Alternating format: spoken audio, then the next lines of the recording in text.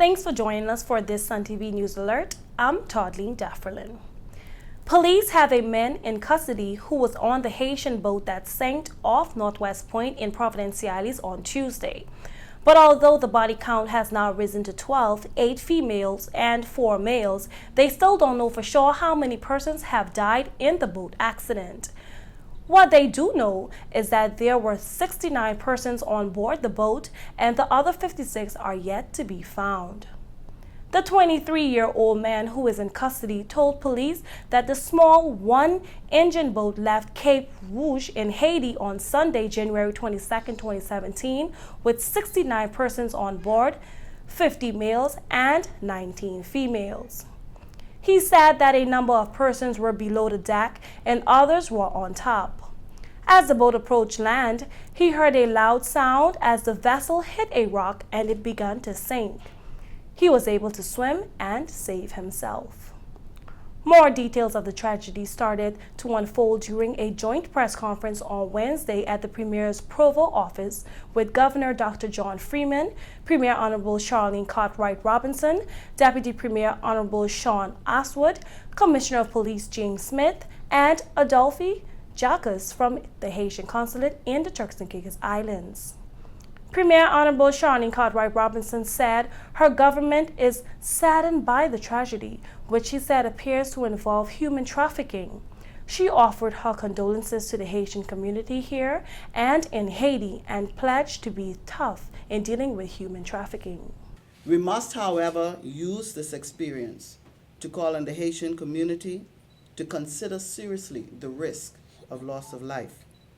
This experience must remind this community of the dangerous journey between our countries.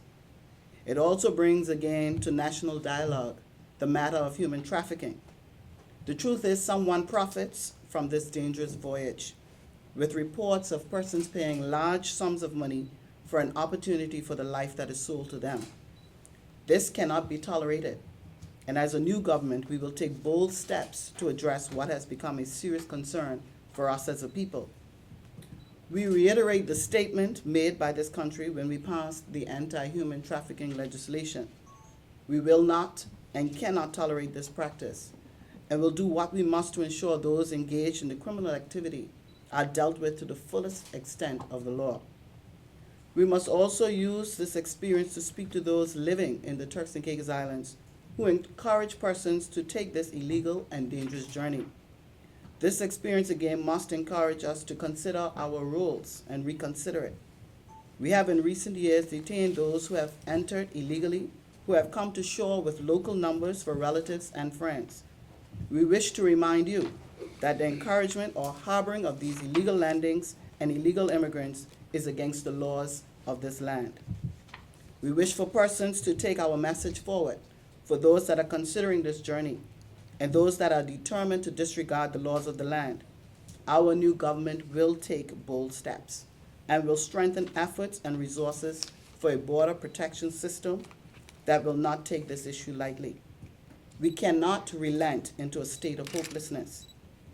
Whilst we are saddened at this great loss of human life, measures must be put in place to protect persons from themselves, potential victims from human traffickers, and our borders from breaches by illegal entrants.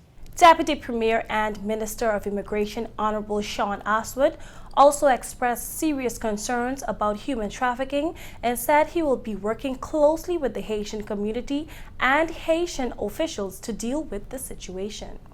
We will be working closely with the Haitian Consul, but working also closely with the Haitian community in this country.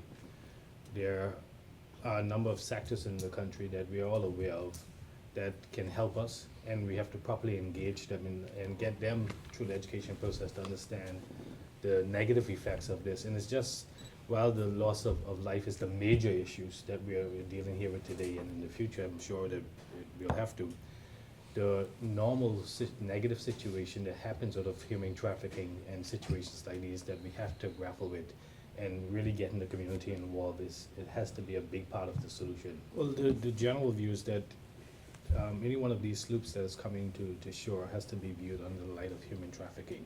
Someone is making a profit off of this exercise. Persons are, like one of the journalists said, are being sold basically lies on what to expect, and persons are in their desperate situation are giving up everything they own basically to make the journey here. So in terms of the magnitude of human trafficking, I'm sure if we look back at the number of sloops that came in, the persons that were detected, we can have a closer number. I don't have that here today, obviously, but it can give you a sense of how frequent it is, and also how whatever trends have happened over the years. And this is something that my ministry will begin to keep proper statistics on and be able to communicate to the public more frequently on it.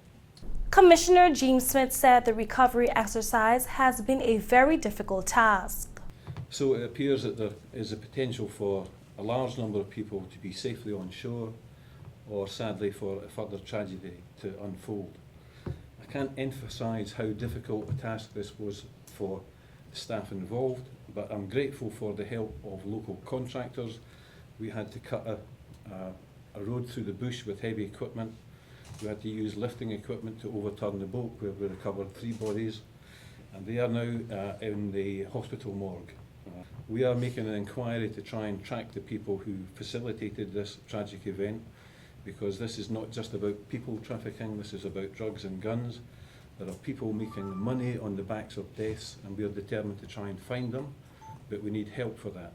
Governor Dr. John Freeman, who asked for a moment of silence to be observed for those who died, also spoke out against human trafficking. I want also, as do all of us here, to underline that all that can be done is being done to respond effectively and humanely to the tragedy that has visited this country's shores. I want also to commend the continuing work of the police, of immigration officials, and of other emergency services engaged in the response. I wish also to express thanks for the assistance provided by the US Coast Guard. Let me say also that there are important longer-term dimensions to this tragedy, including the role of traffickers in putting individuals at risk. Haitian Consul Adolphe Jacques said his government is trying hard to deal with the problem of illegal immigration. They are very concerned, about that. And also, we're going to have a new government in place next 2 weeks. Okay, and one of to them, it's very important that they work, and trying to see, how they can solve at least, this problem. Well, that's it for now for Sun TV News. Thanks so much for watching. Until next time, I'm Toddleen Defferlin.